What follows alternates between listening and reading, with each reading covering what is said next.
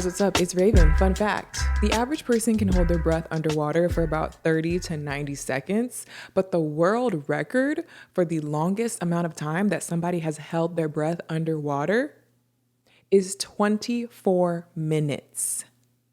But on another note, today I'm going to be giving you guys advice. This is going to be the first iteration of Ask Raven, my advice column, if you will. I'm very nervous because I feel very unqualified. I don't even know why I'm doing this because I don't feel like I'm that good at giving advice. And I feel like, honestly, I don't know what I'm talking about. And, I'm not a professional and I don't know why you guys would want my advice, but I just thought this might be something fun to try. We are going to try it. We are going to see how it goes. Hopefully I give some decent advice, but y'all should already know to take everything I'm about to say with a grain of salt because I don't know what the heck I'm talking about. And that's just that. But I asked you guys on Instagram to submit your scenarios, your problems, your dilemmas, your situations, just anything that you might be dealing with right now that you, for whatever reason, want my personal advice on. And we're just going to see. This is an experiment, okay? This might go horribly wrong and y'all might be like, you know what? Don't ever give no advice ever again. And that's fine. I'm prepared for that criticism. But I just wanted to kind of just see. Maybe I do know a thing or two about a thing or two.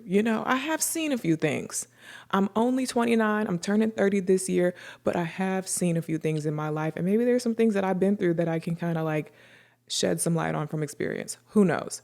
But I asked you guys to submit your stuff on Instagram. So I went through and chose a few that I thought I could maybe possibly give some good advice on. I'm not going to lie. Some of the stuff that y'all submitted, I was like, girl, I don't know. I wouldn't even know where to begin to tell you how to deal with this problem. Like, not trying to laugh at y'all's pain, but I was reading some of the paragraphs like, damn. And then what happened? Damn. And then, oh, damn. And I didn't choose those. I chose the ones that I thought I could actually say something helpful. So let's just jump right in, shall we? This is going to be completely anonymous. Of course, I'm not going to put y'all's business out there by name. So yeah, let's just read the first one that I have saved. It says, my man, in quotation marks, if you will, does not live in the same state as me, and it's been pretty hard at times. I know you've done long distance before. What signs, effort, things do you need to stay in the relationship?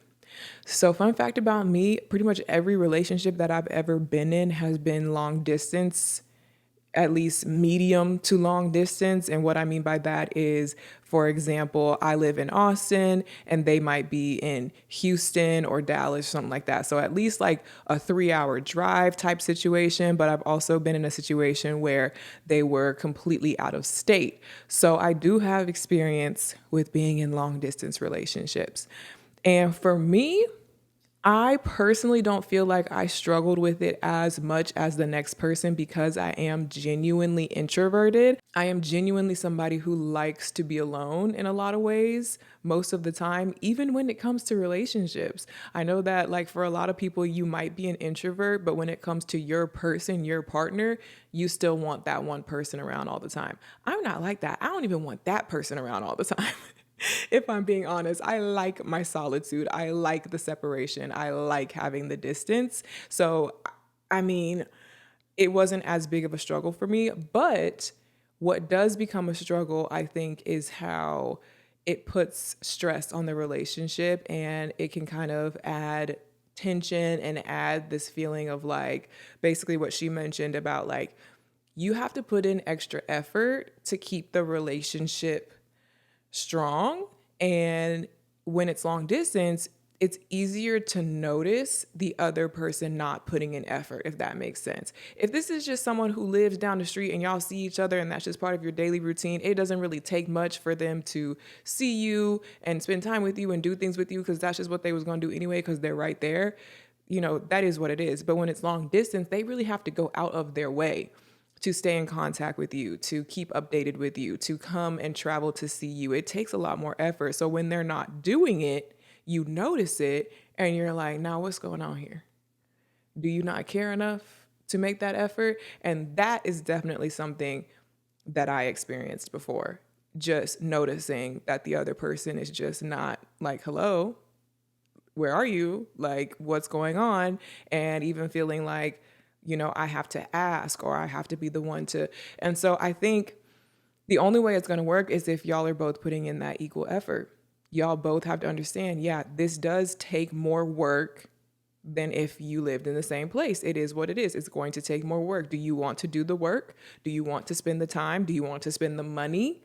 It might cost something to travel, to buy a plane ticket or that gas money or whatever it may be. You might have to sacrifice time because let's say you only have time to travel to see each other on the weekend. Well, are you going to spend that weekend with your friends, your homeboys, or are you going to spend that time to go see your girlfriend? It becomes a sacrifice. It becomes something that really takes that extra effort. And if you're noticing that the other person is just not doing those things, that's a huge red flag. I know from experience. That is a huge red flag because that is literally the least they could do. Now, of course, there are exceptions to every rule. There are sometimes really valid reasons as to why they may not be able to communicate as often, check in with you as often, come see you as often. There's a lot of things that can hold people back from being able to travel. Maybe it's their work situation. Maybe they don't have the money. They don't have it in their budget. There's a lot of valid reasons that might hold them back, but you know your person, you know what their situation is, you know what is reasonable for them and what is not. So based on what you know is reasonable, you set your expectations based on that. If they are not meeting your expectations, that's a conversation that needs to be had, a direct conversation. I would like for you to XYZ. You are not doing XYZ and I need you to do XYZ. Very direct. Very plain and simple. Not reading between the lines, not hinting, not nudging, not, oh, you should already know. You should be able to tell by the way I'm acting.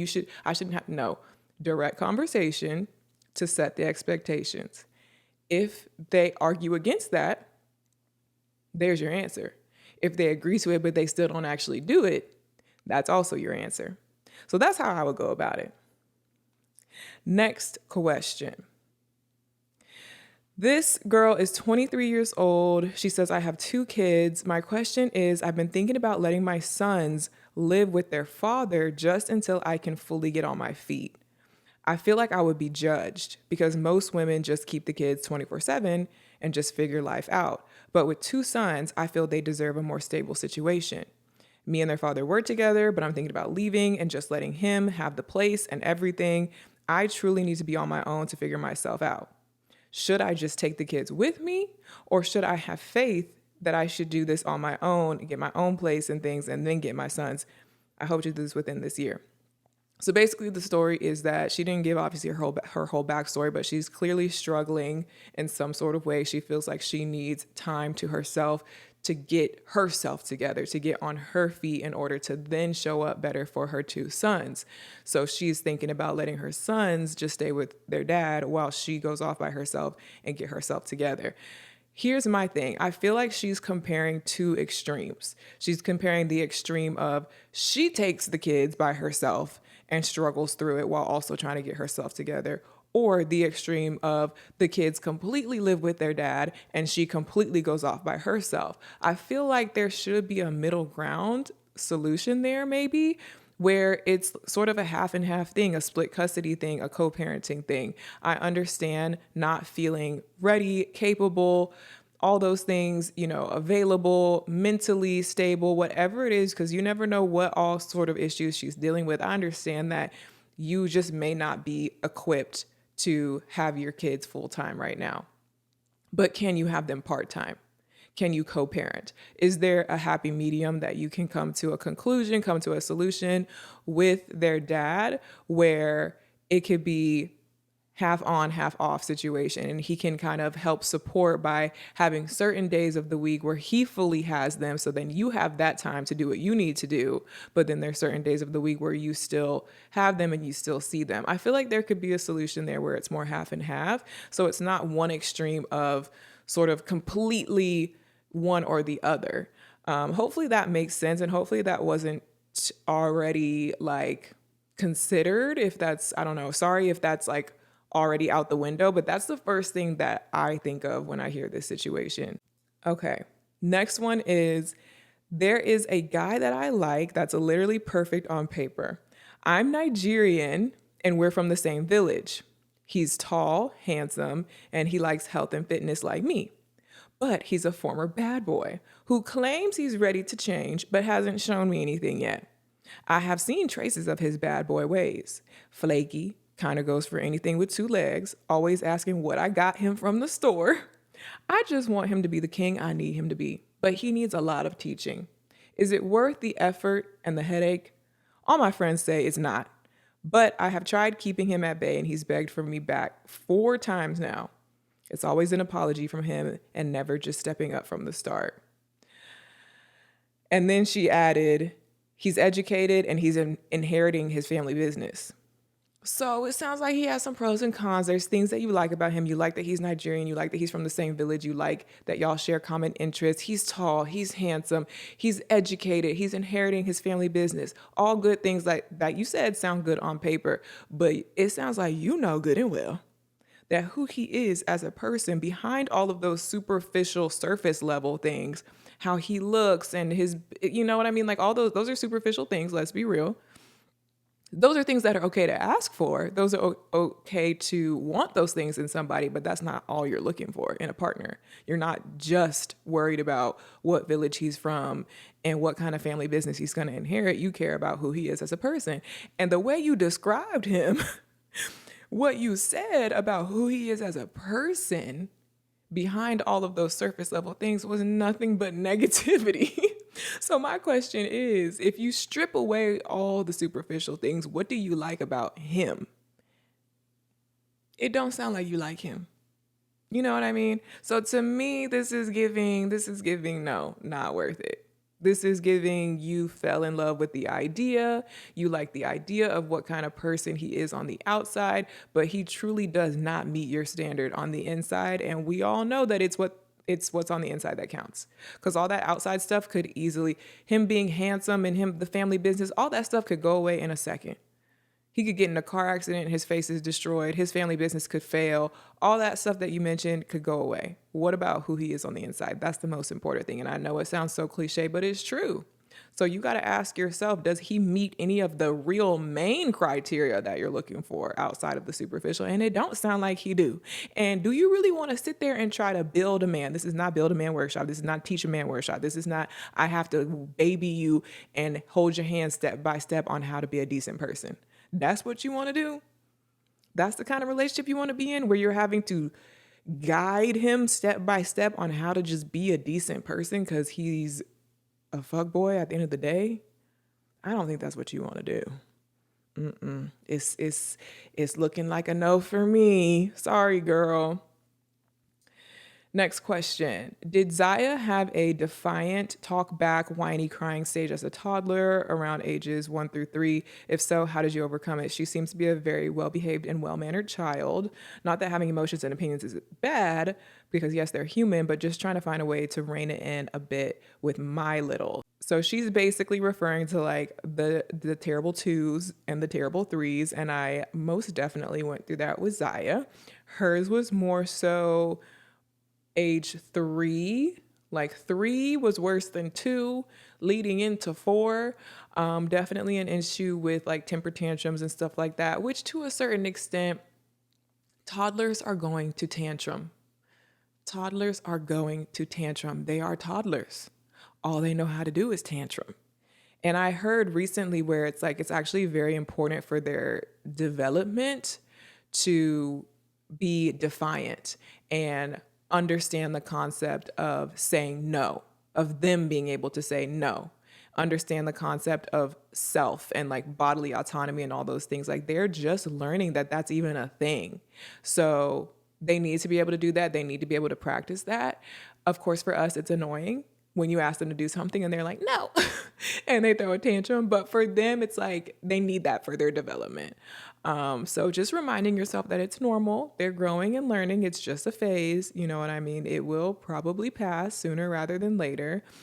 For me, I did have some moments where it got more extreme and it got to a point where I felt a little bit, out of control in the sense of like not being able to control her and kind of being worried about her safety. Like she was physically like throwing herself around when she's having a tantrum, and she would sometimes do that in public. And it was really scary for me as a single mom to be by myself with my toddler out in public.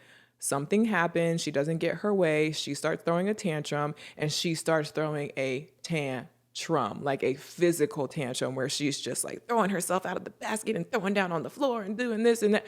That's really scary, and like uncomfortable is not even the word. It's just very, I don't even know what the word is, but as a single mom by yourself in public and your toddler is doing that and you feel like you cannot control them and nothing you say or do is stopping them, yes, that's where it kind of becomes a problem, because you can't really just let them get it out of their system when you're in public like that.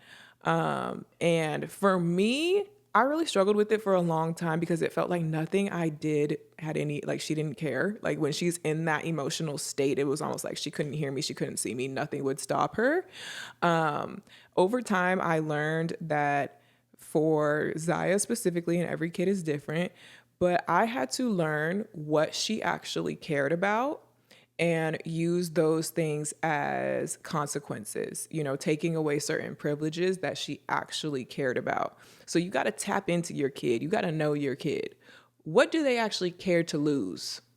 You know what I mean? Because certain things that just be like, okay, take it, I don't care. But certain things, and it might be something kind of weird and small, but you know your kid. What do they care to lose? Use that as leverage. You know what I mean? Use that as a consequence. You will get this privilege taken away if you don't XYZ. That's been like one of the main things that has helped me to kind of like snap, you know, kind of like snap them out of it and be like, hey, but what about this? You don't want to, you know? So maybe that could help. But the main thing is this too shall pass. This too shall pass. It is a phase. Next one. So I've known my boyfriend for about 3 years. We will make 2 years officially in June. We're two different types of people. I'm more of a homebody. He likes to go out a lot. I'm super laid back. He isn't. We sometimes get into debates about how different we are and being total opposites. Have you ever dealt with anything like this with someone you dated or talked to? If so, how did you guys work on it? My first thing is this. People say opposites attract. There's nothing wrong with being different than your partner. You know, I think that's pretty normal. You're not going to be with someone who's exactly like you. Most people probably don't want to be with someone who's exactly like them. And it's good to have differences. But it depends on what kind of differences. If it's something that you guys constantly argue and debate about, and it's almost to where you're trying to change the other person, you're trying to persuade the other person to come to your side and do things your way. If that is a constant problem that is constantly coming up and it's like actually a conflict, it's not like friendly debate, discussion, oh, isn't it so interesting how we're different from each other? But it's more like, no, you're different and you're wrong and you need to be more like me. That's a problem. The debate part of it is what's the problem to me. Being different and recognizing your differences and loving that and celebrating that, cool, that's a healthy relationship. But if you're not celebrating it and instead you are arguing about it, that's toxic. And that does not sound enjoyable. Me personally, I would not enjoy being in a relationship with someone who is so opposite of me and it causes conflict. So I think it honestly comes down to reevaluating your compatibility. Are you actually compatible? Is this relationship enjoyable? Is it going to continue to be able to be enjoyable over time with such huge differences? Are there differences that you guys have that are currently causing problems that you are willing to change to meet the other person, or maybe meet the other person halfway and maybe negotiate and compromise? Are there things you can compromise on and change? Are you guys both super dead set on everything and not willing to change? Because that's when it's really toxic. But I think it's just about reevaluating. You know what I mean? Be real with yourself about y'all's actual compatibility and go from there. Okay. This one is kind of a long one, so y'all just bear with me as I read through it. So I've been with my boyfriend almost 3 years now. We met years ago through a dating app, tried dating a couple different times. For one reason or another, I always ended it. I later had my daughter. After breaking up with my baby daddy, I reconnected with him being the first guy. There has always been a part of me that has felt that he is the one for me and I am meant to spend the rest of my life with him. I love him and he loves me and my daughter very much. Unfortunately, within a few months of dating, I realized he has a drinking problem. I never realized how serious it was and it just kept getting worse. Drunk alone on the subway, car accidents, out of a job, lost apartment, lost friends, rehab multiple times, etc. I keep having hope and waiting and hoping that things will get better. Unfortunately, it really hasn't. I've tried ultimatums and that hasn't worked. I love him so much, but I hate the situation he's in right now. And I can't continue to expose my 4-year-old daughter to this. I honestly saw a great future with him in the beginning, but now I don't know what I see. I told him I wanted a break. Everyone tells me to dump him. A part of me wants to, and another part of me can't. I care about him and love him too much, and it breaks my heart to leave him. Right now, he's on a path to getting sober again, but I honestly don't think it'll last long because it happens every time. I don't know what to do. I found myself checking out other guys and thinking about them. I feel guilty even saying it. But my life is in shambles and I need advice. What should I do? So she has a child from another relationship, but she's currently with someone who has a drinking problem. First thing that comes to my mind is the child. I have had experience, and I know people who have had experience with people who struggle with alcoholism. It can be a really, really scary and dangerous thing. It's obviously dangerous for the person who is struggling, but it can be dangerous for everyone around you. And it can cause a whole domino effect of issues for the people around you. That child, your daughter, doesn't deserve that. As hard as it is, that would be my first priority, and that would be the first thing I think about. Like you said it in your message. You don't want to keep exposing your 4-year-old daughter to this, and I agree with that. And that would be my deciding factor. If this is a problem that is not getting any better, he's not able to stay sober, he's doing things like getting in car accidents and all these things, that is not up to par for what I believe should be around your daughter. That is not up to par for who should be kind of your daughter's father figure and who should be the other adult in the house and all that stuff that she might already be exposed to, or things that could continue happening in the future. It's really dangerous. It's really damaging. And I just wouldn't even want to risk. I just wouldn't want to risk it for my daughter. I think that's where your responsibility lies. As a mother, that's your first priority. That's your first responsibility. Unfortunately, in a case like this, your romantic feelings, I think, come second to your daughter's safety. So that's where my advice stems from. I would do what is necessary for your daughter's safety. That might mean that this is not somebody that you can be with romantically. Y'all don't live together. Y'all don't see each other. Y'all don't do anything that is going to involve your daughter. But maybe you can still be there for him as a friend, as part of his support system, but just in a way that is separated from your daily life, your daily routine, and being around your daughter. Because I understand that's the hard part too, is somebody who's struggling with an alcohol addiction, they do need a support system. And you sound like you are a big part of that.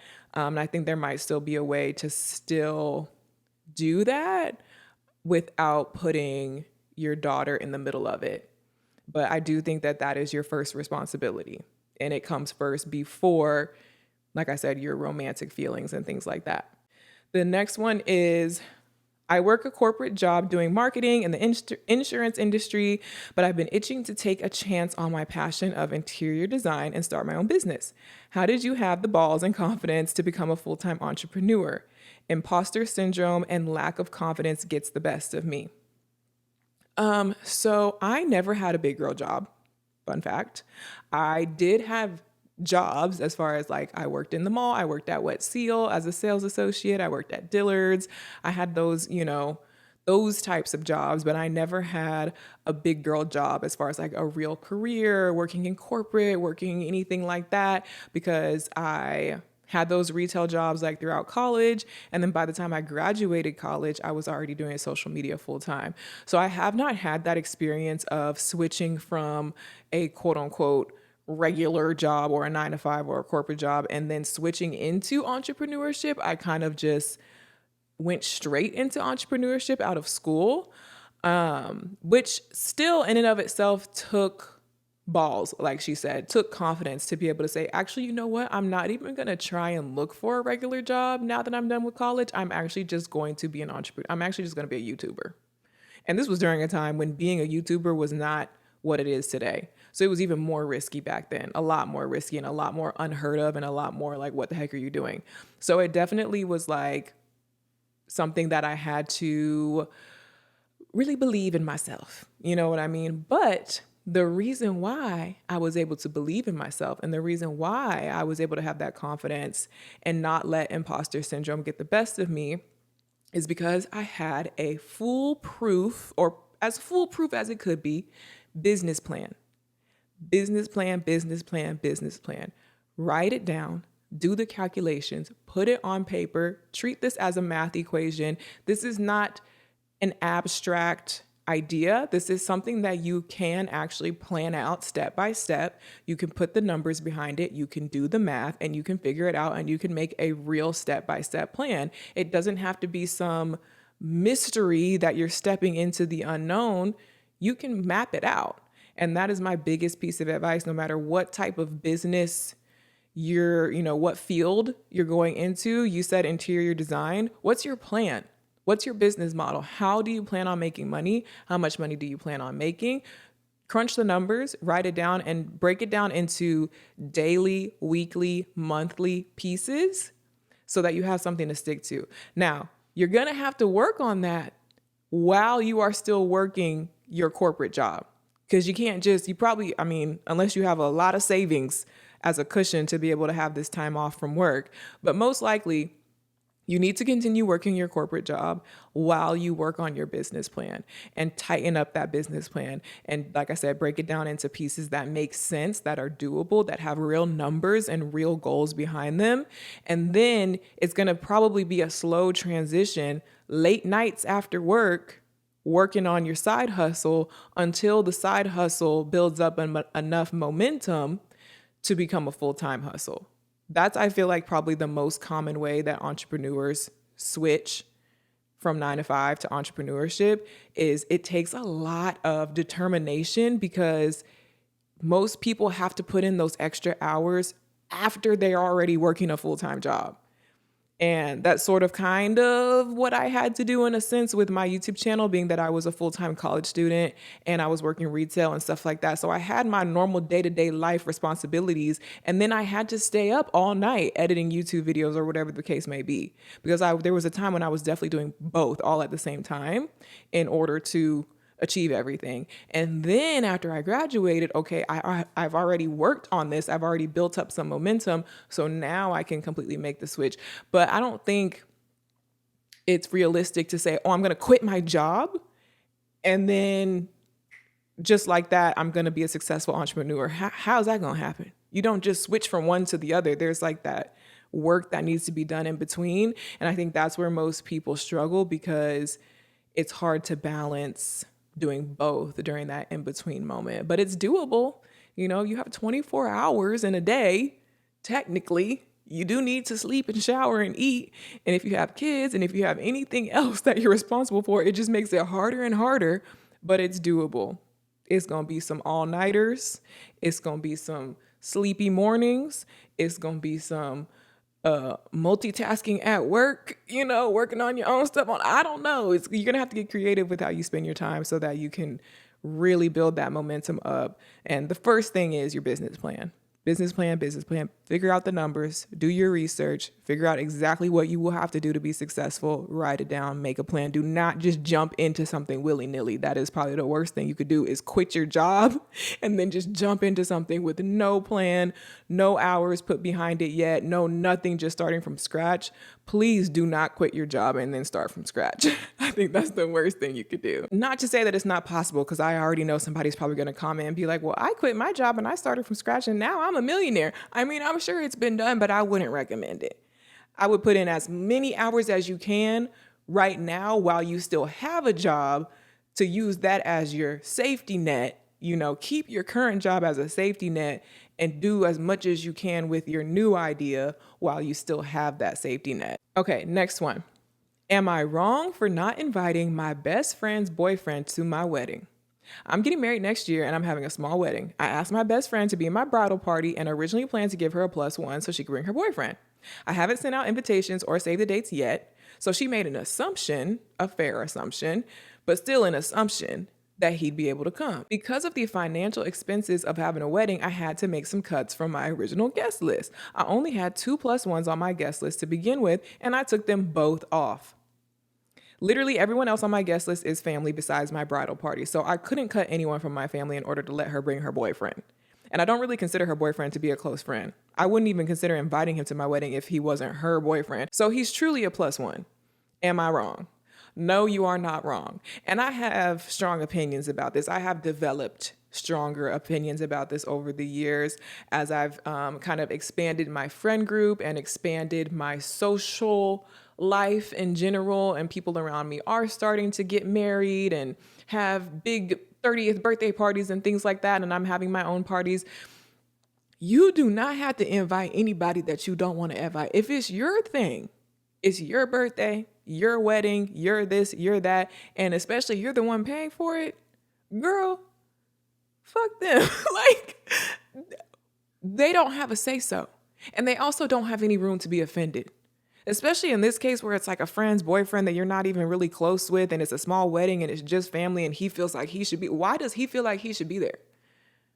Is he really that near and dear? Are you really that near and dear to him to where he feels like, oh, I just can't miss your wedding? No, I doubt it. Don't sound like y'all that close to where he should really be mad. It sounds like your best friend is mad because she wanted to have that time with her boyfriend. She wanted to have that good old time with her boyfriend there. She wanted to be able to bring him. I'm sure the boyfriend probably don't really care because y'all are not close like that. So he's probably like, okay, but your friend wanted to be able to bring him as her date. Okay, I get that it would be nice to be able to have him there, but you have to be understanding of your friend's budget. It comes down to budget. Do you know how expensive weddings are? No. You gonna pay the extra fee that it's gonna cost to have him here, friend? You wanna have your boyfriend here so bad, you pay for it. That's your boyfriend. He is not nothing to me. Like, no. That's that's my thoughts on it. And I feel that way about just parties and anything like this in general. People should not feel obligated to be invited. No one should feel obligated to be invited anywhere. The audacity to say, well, why can't I come? I hate that. I really have developed a big pet peeve towards that because it's like everyone has their reasons. There's financial restrictions. This is my thing. I hand selected who I wanted to be here. I only can afford this much. Like, you have to respect that. Nobody should have to go out of their way to make you feel some type of way on their special day. Are you the one getting married? Is it your birthday? Is it your thing? No, then shut up. Stop being a whiny baby. Like, we're all adults here. Shut up. So, long story short, no, you are not wrong. You are not wrong at all. And anybody who says you're wrong for that, they're trifling. Next one. There's this guy that I think I like. He's part of the friend group I'm in. However, I look nothing like his ex, and I don't know if I'm actually his type. I'm on the fence about pursuing him because of that fact, and also the fact that he's in our friend group, and also the fact that I've never been in a relationship, but I take dating very seriously. I'm dating to marry, but I'm not sure if that's something he's looking for. Do you think I should pursue him or just remain friends? So this is tricky because I understand you don't want to like make it awkward in the friend group, because if you try something and it goes wrong and now that's awkward and now y'all are all in the same friend group and it's awkward. And then you're like, I don't know if I'm his type. I don't know. You got to test the waters. You got to do some sneaky little hint test things to see how he reacts and see if there's anything there. I think if y'all are in the same friend group, y'all are probably hanging out. You could slide some stuff in the conversation to get some information out of him about like what he likes and like what he's into and what he's like. Spark up a conversation amongst the whole group that has to do with like dating and relationships and what's your type, and act like you're just talking to everyone, but really you're trying to get some information from him. You know what I mean? That's what I would do. Because I want to see, like, where's your head at when it comes to dating in general? So you got to like make it just like a general conversation. It's not because I'm trying to know, it's not for no special reason or nothing, but I just want to know where your head's at with that. And then also you can do the classic, like, what happens if I sit a little closer to him next time we hang out? Nothing obvious, nothing crazy, and nothing obvious. But simple things with body language can tell you a lot. So I would try testing the waters with those things through communication and through body language and see how he responds. You'll know because either you're going to instantly get like a positive reaction and you're going to be like, okay, I think there's possibility there, or you're going to get a negative response, or you're going to get a confusing response. And I feel like if you're confused and you continue to be confused, then the answer is no. Next one. My boyfriend and I have been together for 9 years. We have 2 kids together, a 3-year-old and an 8-year-old. I feel like I've lost the physical attraction. Also, there's some things that he's not willing to change that bothers me. I've been thinking about leaving him, but my daughter keeps telling us that she wants us to get married. So I feel like if I do leave him, it's going to affect my daughter. So now I feel like I'm stuck. 2 things on this. First thing, you said that there's some things that he's not willing to change that really bother you. Have you communicated those things extremely clearly to him? Like, as direct as possible, these are the things that I need you to change in order for me to be happy in this relationship. Have you done your due diligence in properly communicating and giving him a chance because he can't read your mind? That's the first thing. Second thing, if it's like already past that, already to the point where you pretty much you're just done and you're ready to leave, but the only thing you're really worried about is your daughter and you don't want to break up your family because of your daughter, listen, I know people have strong opinions about this. I have strong opinions about it too. My opinions are a little bit more non-traditional. If y'all know anything about me, you know that I have a lot of non-traditional views when it comes to marriage and all those things. I don't believe that you should just be married just to be married, just because you're supposed to be married, just because the family is supposed to be a family unit and you're supposed to. You're supposed to be happy. You're supposed to give your kids a happy, healthy life. That's the only thing you're supposed to do. And that does not have to be through marriage. And that does not have to be through you staying with your kid's dad. You need to do what's going to make things as healthy and as positive for you and therefore your kids. If you trap yourself into an unhappy marriage, do you think that you will be giving your kids the life they deserve? Will you be at your best to be able to give your kids the life they deserve? If you trap yourself in this marriage that you don't really want to be in, but you just did it because they wanted you to get married and you feel like you're supposed to. Is that fair to your children? To put yourself in that position to where now you're not your best self, you're not happy, and now what kind of mother are you probably going to be to them? That's how I think about things. I don't care about marriage. I don't care about, oh, you have to stay with him because that's your kid's dad. No, you don't. No, you don't. No, you don't. No, you don't. There are a lot of non-traditional ways to do things that your daughter is 8 years old, I think. She's 8. Hate to break it to you, but she don't know what she's talking about. She says she wants you to get married. She don't know what she's talking about. I wouldn't really listen to her. I get where you're coming from. I get the emotional piece behind it. I get the fact that kids want to see their parents together. They want to see mommy and daddy together. That's all they know. That's all they, can think of as a happy life. But they're kids. They don't know all the different ways that families can come together. They don't know all the different possibilities. She doesn't understand that maybe one day she can have a loving stepdad and still have a relationship with her biological father and still, your co-parent.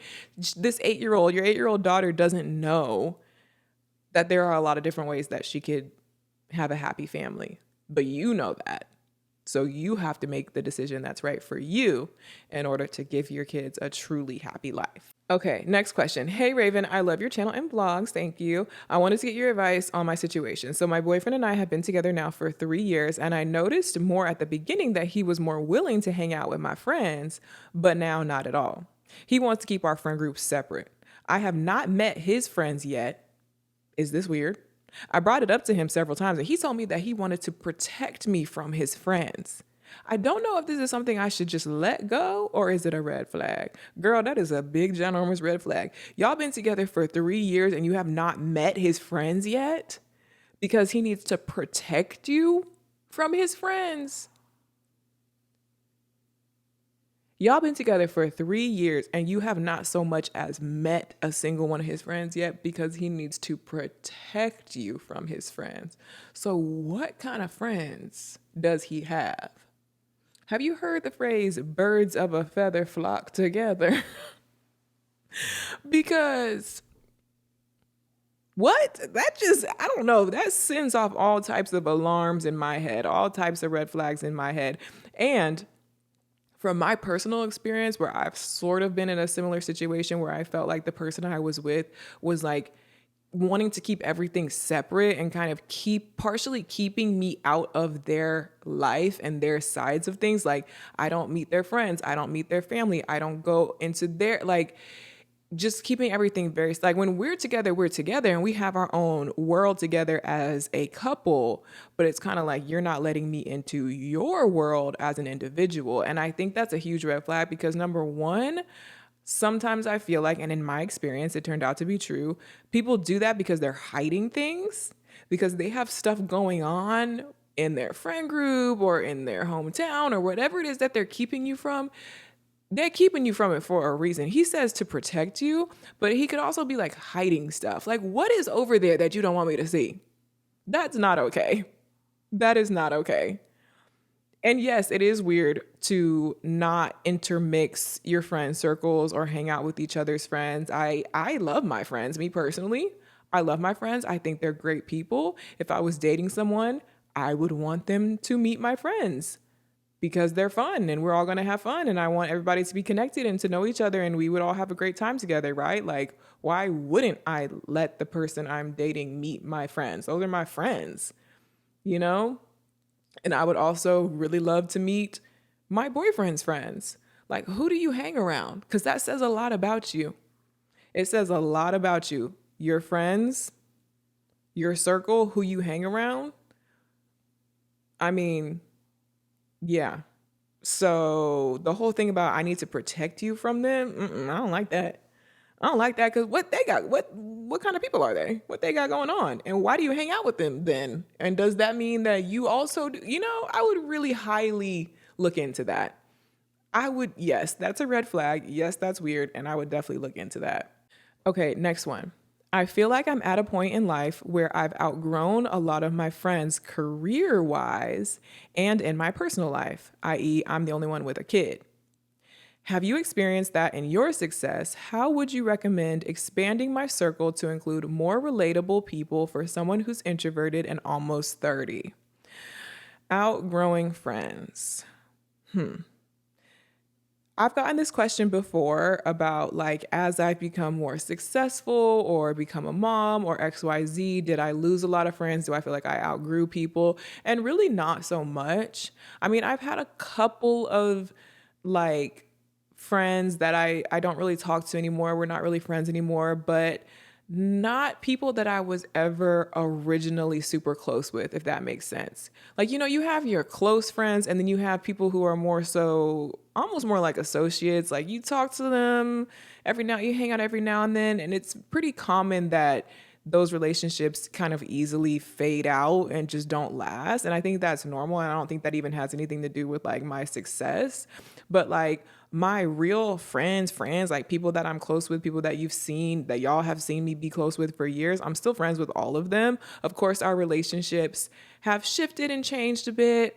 But that's mostly due to circumstance. We're all grown now. We've moved away. We've gotten different jobs. We've had kids. We've gotten engaged and gotten married. Like all my friends are doing all types of things. So of course that changes the dynamic of our relationships, but it doesn't make it to where we're not friends anymore. It just makes our friendship, the logistics of our friendship have to maybe be different. And maybe I don't see them as much or I don't talk to them as much, but we're still friends at the end of the day.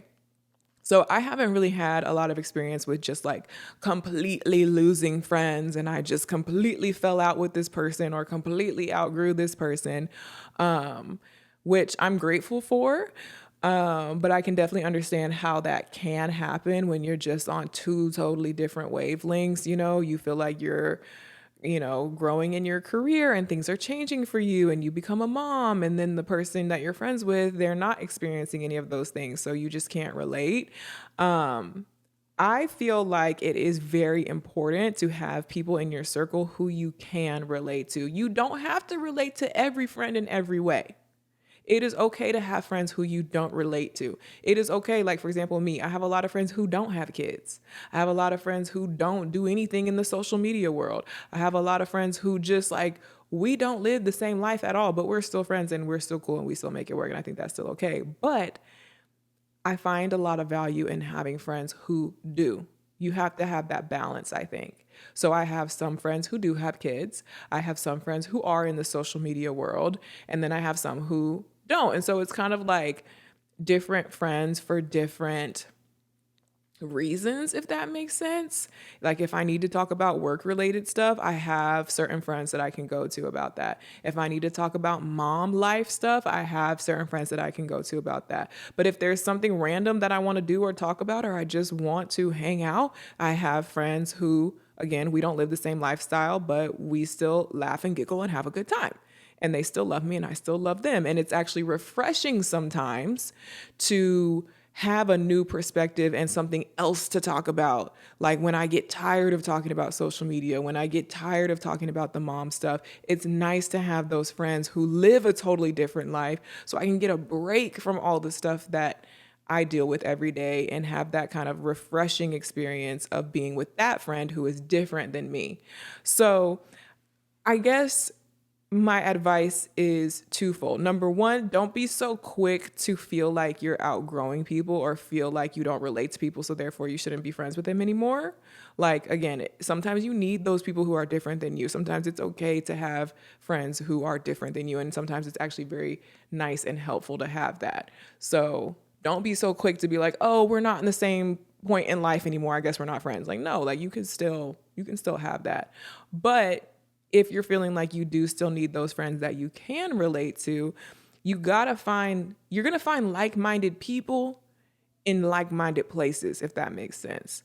So for me, I've met friends through social media because I'm on social media and I like social media. It's like a common place, common interest type of thing. So whatever your interests are, I would say try to position yourself in places where other people with those same interests will be, if that makes sense. For example, if you love to make art and you're very artsy, you could go to a pottery class and you might meet someone else there who's also very artsy and you'll have that in common type of thing.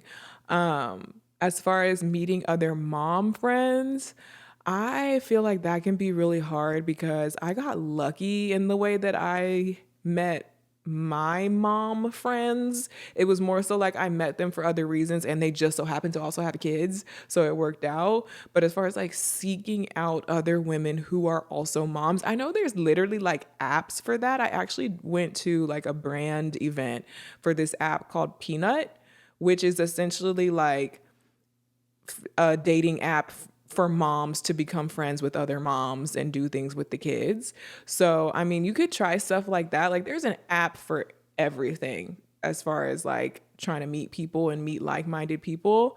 But yeah, I understand it's really hard, especially when you're introverted, because it's hard to just like go out and talk to people. Like I struggle with that too, but that's why I mostly meet people through the internet, if I'm being honest. And it works. Like you can find somebody on Instagram and be like, she looks cool. I see she has a kid. I see she's in my area. Message her. You never know. All right, y'all, this one is juicy. This one is actually very juicy. My very close friend happens to be my brother's baby mama. I met her through him and we instantly clicked. We go on girls trips together and everything. They've been on and off for 4 years. He's cheated several times and she's forgiven him. They are currently back together. But I recently found out that he has another baby on the way by a girl that he's previously cheated with. Should I tell her, considering that I call her a close friend? In the past, I've told her stuff, and she's gone back and told him that I told her, which I didn't appreciate. Am I being a disloyal sister if I tell her? Am I being a bad friend if I don't? Side note, after their last breakup, I told her to leave me out of their drama. So it's really none of my business. Well, it is your business because that's your brother and that's your close friend. And I understand you don't know where the loyalty lies. And a lot of people are going to instantly say, you should be loyal to your brother because blood comes first. Like, that's your brother, that's your family. So you should be loyal to him. So you should keep his secret. And that's where your loyalty should lie versus with your friend, with the baby mama. But I don't know. Women support women, okay? Women empowerment, okay? Even if it is your own brother, I just feel like woman to woman, coming to you as a woman, you are kind of being a bad friend if you are holding on to this pivotal information. This is not just no petty drama. This is not just, oh, who cares? She doesn't even need to know. Like, it won't make a difference. Like, it's just drama. No, this is your man having a baby with this girl that he cheated on you with. You gonna take that to the grave? You're not gonna let her know? You're not gonna give her a heads up? If it were you, if you were in her shoes, wouldn't you want her to tell you? But here's the way that I would go about it.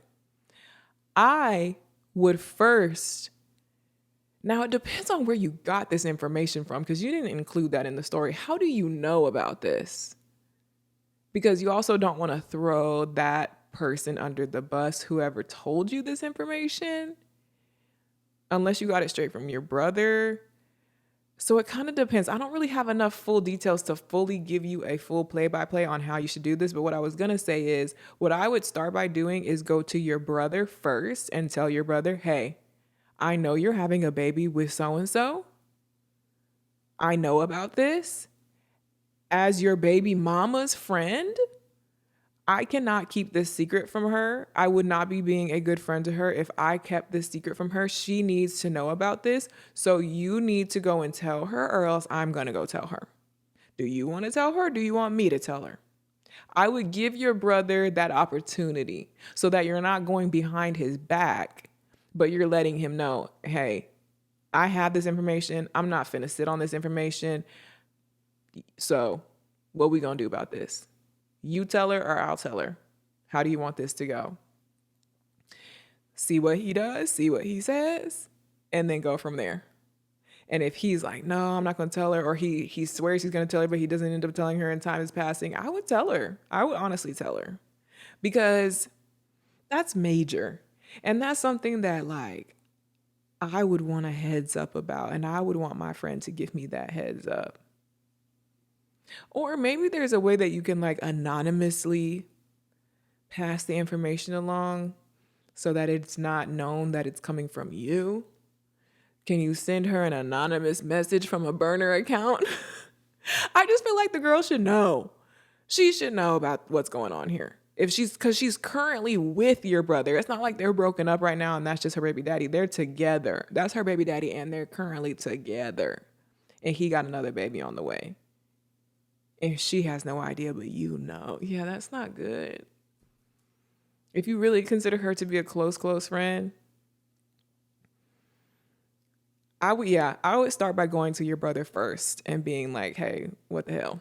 What's going on here? I'm not finna hold this secret for you. That's what I would do. But what do I know? That's a really, really, really sticky, messy situation. It could go left in a lot of different ways. That's why I said I need more details. Like, where did you get the information from? How is that person going to feel that you're spreading the information? Like, who told you? Like, it's a lot. That's tough. I'm sorry. That's really tough. I'm 26 and single. A lot of my friends are starting to get married and settle down. As a fellow successful single Black woman, what would you recommend as far as how not to get discouraged about your love life? You should not be discouraged about your love life because you're 26, okay? You're not 66. You're 26. You're still in your 20s. So Everybody relax. We still have time. I understand the feeling of like everyone else around you around that age. It seems like everyone's getting married, everyone's finding their person, blah, blah, blah. I've experienced the same thing. I have several married friends. One of my closest friends is getting married this year, and I'm a big part of, I'm in her wedding and stuff like that. And so, yeah, I see it all around me all the time, but I don't compare myself to them. I am not on their timeline. I am not on their same path, their same journey. I don't even look at relationships the same way that they do. Honestly, I have my own feelings about relationships and marriage and what it means for me and what I'm looking for and when I want it and what I do and don't want. Like, I'm on my own journey. I'm on my own path. What's for me is for me. What's for them is for them. I am extremely happy for them. Love to see the love in the air. Love that for you. I'm going to celebrate you. I'm going to be a big part of it. I'm going to, soak it all in for them, with them. And then I'm going to go home and I'm going to do me. I'm not going to go home and cry about it, because what's that got to do with me? Me being upset about it isn't going to help me. Me going home and feeling, discouraged isn't going to make my Prince Charming knock on my door. So it's kind of a waste of energy to think about and be upset about. And so I try not to waste that energy. I try to be very intentional about what I'm worrying about in this life. There are things that are worth worrying about because you can control it and you can fix it and you need to be putting your energy towards it. And there are things that are not worth worrying about because you can't do anything about it anyway. So don't waste your energy on it. That's how I look at it. And also it's because I have a certain view of marriage and relationships and everything in the first place, where it's like, that does not define me at all. That does not define me or my life or my happiness or my success or anything. That is not my defining factor. I don't care. I mean, it sounds crazy, but for the most part, I don't care. To me, that is a cherry on top type of thing. That is the last little sprinkle of garnish that you add on top of the recipe. That is something that it's an add-on, it's not the end all be all. It's not, I have nothing if I don't have a husband. I am no one without a husband. I am no one without a man. I am worthless. My life is empty and meaningless and has no value and no purpose because I'm single. No. You, yourself, by yourself, as a single woman, are valuable. Your life is valuable without all of that. Can it be amazing to have those things? Can it add value? Can it be, people seem to think, a lot of times when I talk about these things, people seem to think that like, I don't think relationships are valuable at all. I don't think marriage brings anything positive to the table. That's not true. I see where it does, or it can, when done properly, it can add value. It can add that extra happiness, that extra, sense of, what's the word? Purpose, I guess. Yes, it can add to it, but you should not feel purposeless without it. You should not feel empty without it. You should not feel like an empty cup waiting to be filled, and the only thing that can fill it is getting married. No, my cup is full. I fill my own cup. If you would like to come over here and help me overflow it, amazing. The more the merrier, but my cup is full. I focus on making sure my cup is full. I worry about what I can worry about because it's what I should be worried about because I can actually control it. And I do me. And I feel like, and this is what everyone says, the more you do you and you focus on bettering yourself and doing what you can by yourself, you're making yourself the best version of yourself to then be ready for the best relationship that you can have. But you got to have self-confidence. You've got to celebrate yourself. You said it in your message. You are a successful Black woman, period. Okay, let's think about that. Let's focus on that. Let's not focus on what everybody else is doing. You know what I mean? Well, that was the last question that I had pulled up. I feel like that's enough for one episode. I feel like maybe I've already said too much, gone too far. I'm kind of scared about this advice that I'm putting out in the world. And I'm like, people are going to take my advice into their real lives and they're going to implement it. And then things are going to happen. And then I'm going to feel guilty about the way that things play out. Like, I'm just hoping that nobody comes back and messages me like, hey, girl, I took your advice and everything went horrible. Like, I'm going to feel so bad. So please, like I said, take my advice with a grain of salt. I don't know what I'm talking about. I never have. Have y'all seen that TikTok where he's like, I don't know what I'm talking about. And I never have. That's how I feel right now. But hopefully this was helpful in some sort of way. I mean, I enjoyed feeling like maybe I'm possibly helping y'all out there. Y'all let me know in the comments if you agree with my advice or if you have any further advice for any of these situations. I'm sure these people are going to be reading these comments. So if you have anything else to add, that might be really helpful for these people. And let me know if I should continue doing this or if I should shut the heck up. You can be honest. I'll talk to you guys later. Bye.